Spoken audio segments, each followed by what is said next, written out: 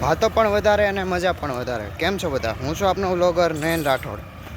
તો સવારમાં શું કહેવાય, 7:45 થઈ ગયા છે. હું ટ્યુશન જવા હાટું નીકળી ગયો છું. અને હવે થોડાક દિવસોમાં હું એક પોડકાસ્ટ કરવાનો છું. કોનું પોડકાસ્ટ કરીશ એ તમને આગળ ખબર પડશે.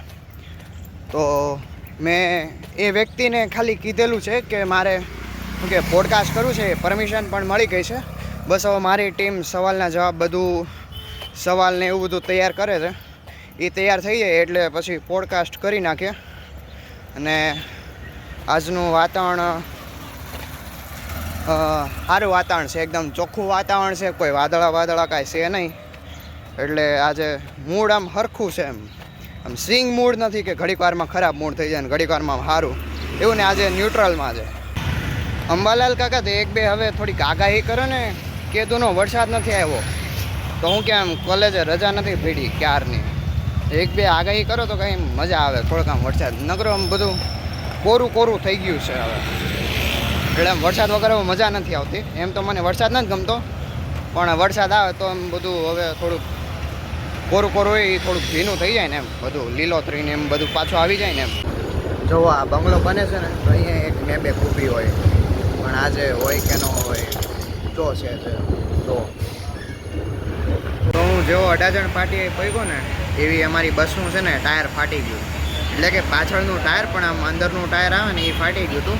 એટલે કોઈ વાંધો નહોતો. બાકી બહારનું ટાયર જો ફાટ્યું હોત તો અડાજણ પાટીએ રૂકવું પડે ને બસનું વેઇટિંગ કરવો પડે.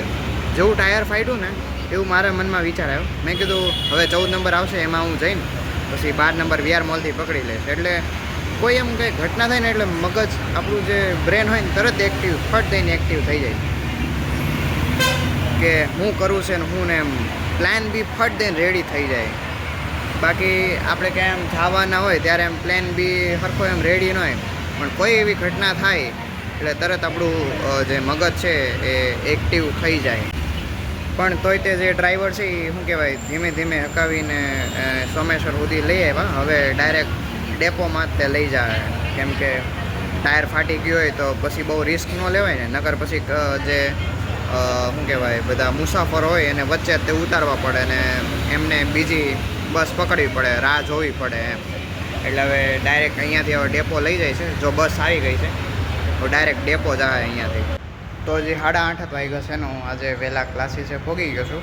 પણ ક્લાસીસે જઈને આજે પછી થોડીક પ્રેક્ટિસ કરી નાખું બધા દાખલાઓની, પછી ઇંગ્લિશમાં જે વર્ડ્સ આવે એની બધી એમ.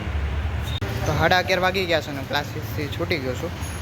આજે એવા શબ્દ મેં ભણ્યા કે પહેલી વાર મેં જીવનમાં સાંભળ્યા હોય, જોયા હોય. ઘડીક વાર તો ફીણ આવી ગયા કે યાર કેવા વર્બલ્સ છે એમ શબ્દ, અને પાછા ઢગલા શબ્દ હોય. એમાંય તે શું કહેવાય ઓલું શબ્દની અંદર શબ્દ હોય એનાય પાછા ઘણા બધા મિનિંગ હોય. એટલે આજે વર્બલ ને એવું બધું શીખો. હવે કોલેજ જઈને પછી થોડુંક ભણી લેવી. બહુ પછી આળસ કરવી નથી સારી મારા માટે, તમારા માટે તે નથી સારી એમ. જ્યારે હું શું કહેવાય આ અંગ્રેજીના ક્લાસ ભણતો હતો એટલે કે વર્બલ્સ ને વર્ડ્સ ને એવું બધું, ત્યારે મને વિચાર મેં કીધું આ મારા ભૂરિયાવા આટલા બધા અઘરા અંગ્રેજી શબ્દ બોલતા છે, એના કરતાં આપણી હાથ ગણી ગુજરાતી ભાષા બહુ સારી છે. પછી એવું થાય ને પછી બીજો વિચાર એ આવે કે આગળ હજી માસ્ટર કરવાનું છે તો આવું તો શીખવું જ પડશે. આ તો બધું હજી લેવલ 1 છે. લેવલ 1માં જો થાકી ગયા તો 10મા લેવલમાં શું થશે એમ. એટલે પછી હવે ને ઇંગ્લિશ ઓલાને આગળ ગુજરાતી લખતો જાઉં છું હું. અને મારી એવી ટેવ છે એમ કે 10માંથી જ કોઈ અંગ્રેજી શબ્દ હોય ને એના ઉપર ગુજરાતી હું લખી નાખું. પણ એ મારે ટેવ છે ને હજી મને નથી સારી લાગતી એમ. કેમ કે આમ મનોમન યાદ રાખવું પડે ને એવું હું નથી રાખતો. આમ લખેલું હોય ને એ હું જોઉં ને પછી યાદ આવે કે આનો મતલબ આ થાય. એટલે મારે હજી વધારે પ્રેક્ટિસની જરૂર છે એમ એમાં ઇંગ્લિશમાં. કાલે કેવું થયું, એક ડિજિટલ માર્કેટિંગનો છોકરો હતો ફર્સ્ટ સેમ વાળો. તો એ મને ઓળખે છે કેમ કે મેં એને બધું માર્ગદર્શન આપેલું હતું કે ડીએમમાં આવું બધું હોય એમ. મેં કીધું તમે જ્યારે પ્રોજેક્ટ બનાવો ઇન્ટર્નશીપનો ત્યારે છે ને હંમેશા પેરેગ્રાફમાં લખજો, પોઈન્ટમાં નહીં લખતા, નકર તમને પ્રોફેસર ખીજાશે એમ, ફરી પાછું કરવા આપશે. અને ઇન્ટર્નશીપમાં જીઓટેક કરીને એક એપ્લિકેશન હોય, એમાં દરરોજ ફોટા મોકલા. એ કે શું કહેવાય, એ તો આવ્યા રાખે ઇન્ટર્નશીપ, એવું કાંઈ હોય નહીં. મેં કીધું તો પછી જોઈ લેજો તમે એમ કે ઇન્ટર્નશીપમાં કેવું થાય. હજી નાના બાળકો છે ને, હજી મોટા થાય ને પછી ખબર પડશે કે શું થાય. એટલે અમુકને શું કે એફઆઈથી જોશ હોય ને કે નહીં અમે આમ કરી નાખવાના ને અમે આમ કરી નાખવાના, ટીવાયમાં આવતા બધો જોશ છે ને ઉતરી જાય. એટલે આ તો દરેક ટીવાયવાળા સ્ટુડન્ટને ખબર જ હશે કે શું થાય એમ. ડીએમની જ વાત કરું હમણાં, શું કે ઇવેન્ટની જ વાત, તો ઓલા દિવસે એફવાયવાળાની આખી લાઈન, એસવાયવાળાની અડધી લાઈન, અને ટીવાયમાં ખાલી અમે 7 છોકરા. એટલે ફરક પડે એમ એફઆઈમાંથી ટીવાયમાં આવો ને ત્યાં સુધી. હું જ્યારે બસમાં જ્યારે આવતો હતો, જ્યારે શું કહે ટ્યુશન જતો હતો, ત્યારે હું મારા બધા રીલ્સ જોતો હતો મારી રીતે કે હું કેવો લાગુ છું. ત્યારે મેં મારા બધા વ્લોગ જોયા, એમાં ઉદ્ધવ ને તુષાર ને બીજા બધા જે વિદ્યાર્થીઓ છે એ કેવા નાના લાગે, અને અત્યારે એમ થાય કે નહીં હવે એમ જુવાન થઈ ગયા છે છોકરાઓમાંથી. તો એક ડબ્બામાં છૂંદો ને બીજા ડબ્બામાં ભાખરીના કટકા, એટલે ભાખરી જ તે. કેમ કે આમાં છે ને પછી આ ઢાંકણું લગાવવું પડે ભાખરીવાળામાં, કેમ કે આ છૂંદામાં ન લાગે, કે છૂંદામાં લાગે તો બધો જે રસો હોય બેગમાં આવે ને ઢોળાઈ જાય ને ચીકણું આખું બેગ થાય. સારું હાલો હું જમી લઉં. આજે અમારું જે ટાઈમ ટેબલ છે એ કંઈક વિચિત્ર પ્રકારનું આવ્યું છે કે પહેલો લેક્ચર છે, બીજો લેક્ચર નથી, ત્રીજો લેક્ચર છે. એટલે કે ડીએમવાળાને પહેલો અને ત્રીજો લેક્ચર છે, બીજો લેક્ચર ક્યાં છે નથી ખબર, કદાચ નહીં હોય કદાચ. એટલે કલાકનો બ્રેક મળશે, ફરી પાછું ભણવું પડશે કલાક પછી.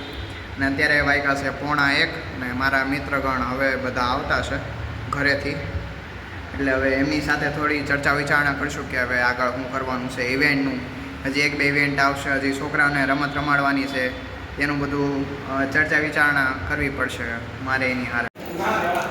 આજે 2 લેક્ચર ભર્યા છે, કેમ કે બીજા લેક્ચરમાં ઊંઘ આવતી હતી ને આ ભાઈબંધ હવે પડીકા ખાવામાંથી ઊંચા નથી આવતા, એટલે ત્રીજો લેક્ચર નથી ભરો, બહુ ઊંઘ આવે છે. તો આમાં શું કહેવાય, સ્ક્રિપ્ટ તૈયાર થઈ ગઈ છે, હજી 1-2 સવાલ બાકી છે. ને અહીંયા છોકરાઓ મેચ રમે છે, મેચ ચાલુ થઈ ગઈ છે, હજી પહેલો દાવ છે હજી. તો પછી ઉદ્ધવની ગાડીમાંથી હું સોમેશ્વર આવી ગયો છું, અને હવે ઘરે જવાની પૂરેપૂરી તૈયારી છે. બસ అయితే હવે આવી ગઈ છે 226, એટલે 15 મિનિટમાં ઓલા પણ આવી જાય અહીંયા સોમેશ્વરે. તો હું ગાડી પાસે પગી ગયો છું, અને આકાશમાં વાદળા ધીમે ધીમે ઘેરાતા જાય છે, થોડાક વાદળા બનતા જાય છે. અને ઘરે પગીને પછી જમીશ, થોડુંક નાસ્તો કરીશ, એટલે પેટ ભરાઈ જાય, છાતીમાં ન દુખે. ને આજે તો 2 લેક્ચર ભર્યા, બંને લેક્ચર એક જ સરના હતા પણ અલગ અલગ વિષયના હતા. એટલે બીજો લેક્ચર અડધો જ ભર્યો હતો, કેમ કે સરને ખબર છે કે આ કંટાળી ગયા છે મારાથી. એટલે બસ એક એન્ટરપ્રેન્યોરનો હતો ને બીજો સસ્ટેનેબિલિટીનો હતો, બસ, ને ત્રીજો એઆઈનો હતો. આજે રિસર્ચ મેથોડોલોજી નહોતું. તો આ કવર છે મોબાઈલનું કવર, એનો અંત આવી ગયો છે, આવ તૂટી ગયું છે. મેં કીધું હવે આજે નવું કવર લઈ આવું એમ, કાંઈ હવે રાખવું નથી, જવા દો. 1-1.5 વર્ષ થઈ ગયું આને લાવ્યા એને.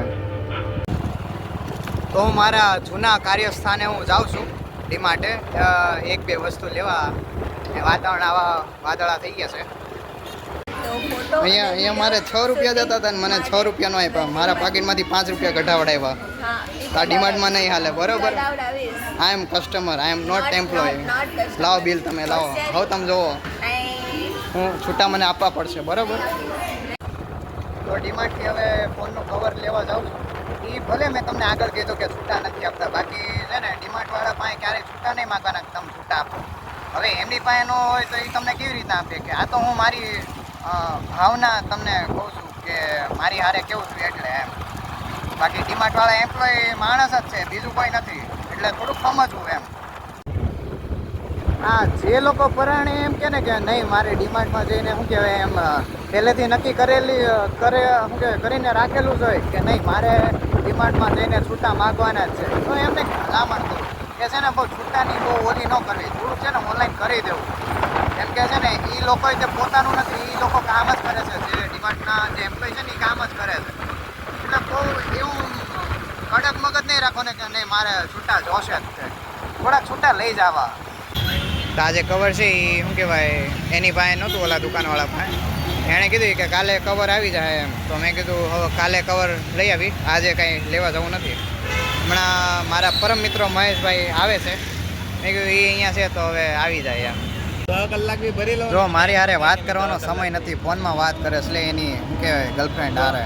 અને મારે ત્યાં જાઉં ને 2 જો કલાક તો ખરી ટાઈમ નથી આની પાસે ભાઈબંધ હારે વાત કરવાની છે. પછી અમારી હારે આ પણ મિત્ર મારા આવી ગયા છે, સોરી. તો અમે પછી એને બોલાવ્યો હતા, હવે કંઈક તમારે જુનાગઢ જવાનો વિચાર તો નથી ને?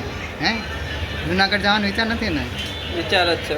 હા તો વયા જાઓ, નથી મારે વધારે નથી બોલવું. પછી જુનાગઢ જ મોકલ છે, વધવા નહીં દેવાને, તમારે ન્યાદ રહેવાય. અત્યારે મોકટેલે જઈને સોડા પીધી છે બેન મારા ભાઈબંધે, અને હવે ઘરે જ આવી છે. સારું હાલો, આજનો વ્લોગ થાય છે અહીંયા પૂરો. અને રામ રામ, જય શ્રી કૃષ્ણ, જય સ્વામિનારાયણ. પુત્ર આવી ગયા અમારા દોસ્તાર જેવા.